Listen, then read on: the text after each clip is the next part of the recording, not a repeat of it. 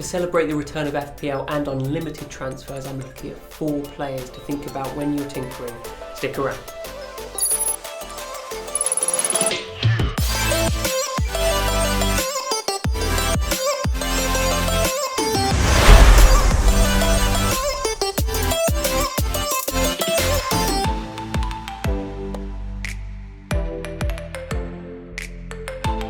First up is a highly owned player to avoid. 29.2% owned Southampton striker Danny Ings is usually a poacher, relying on creative individuals in the team to feed him the ball in dangerous positions. But in the last 6 games before lockdown, he became frustrated with the supply from his teammates and resorted to picking up the ball in less threatening positions and shooting from further out. This is most likely why he's only returned 1 goal, no assists in his last 6 Premier League games, 4 of which were against lower level opposition. The Saints were in average form before the suspension of the league, winning 2 and losing 4 in their last 6, and sitting 14th in their league table, meaning that team morale could be better. The news or caveats are that Ings is an injury-prone player who regularly has his minutes managed. He, like everyone else, will have to shake off those cobwebs after this extended break. Southampton's fixtures look mixed until the end of the season, with 4 difficult fixtures in the next 6. Sticking with Ings for Norwich in game week 30 could be an option, but during a double game week and thinking longer term, there may be better options out there.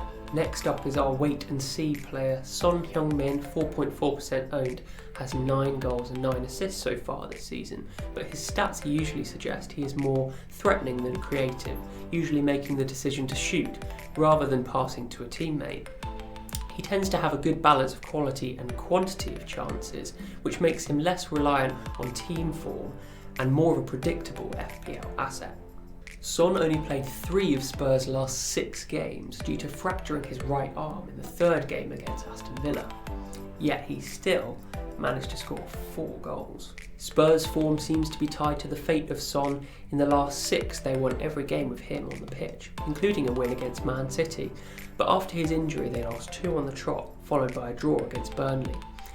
But with Harry Kane back in the picture, I reckon Spurs are about to bounce back.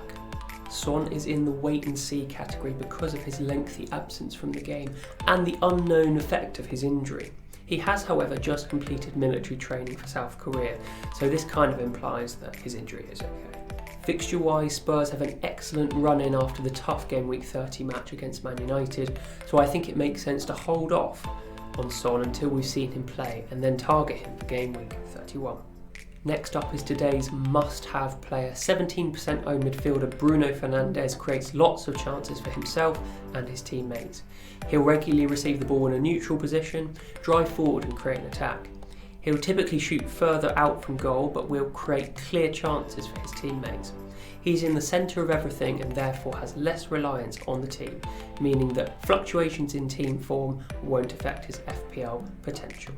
In the 5 games he's played for Man United, he scored 2 and assisted 3, playing nearly every minute. His confidence must be sky high. Man United are unbeaten since Fernandes started playing for them, with 3 wins and 2 draws in their last 5. With key players back from injury such as Marcus Rashford and Paul Pogba, I'm sure the Fernandes effect will only enhance the team's confidence.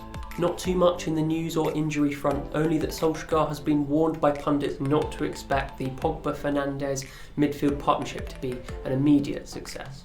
Man United have a fantastic run of fixtures between game week 31 and game week 37, so Fernandes perhaps not the only United player you'll need after the double game week. The last category is a low-owned differential player. 0.3% owned Burnley forward Jay Rodriguez is flying under the radar.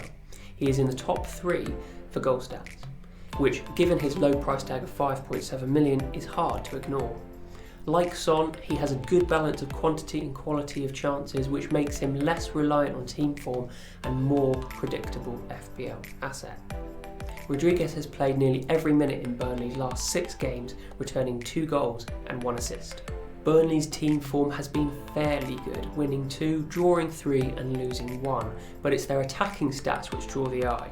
They are 5th best in the league. Having creative talents such as Dwight McNeil can only help Rodriguez's chances. No injury news to mention here, only caveats to say that this sort of form may have been washed away during this extended break from football. Burnley's fixtures are worth considering after the difficult trip to Man City in game week 30. Their fixtures may be mixed long term, but given Rodriguez's low price tag, it makes him easy to bench during those difficult games.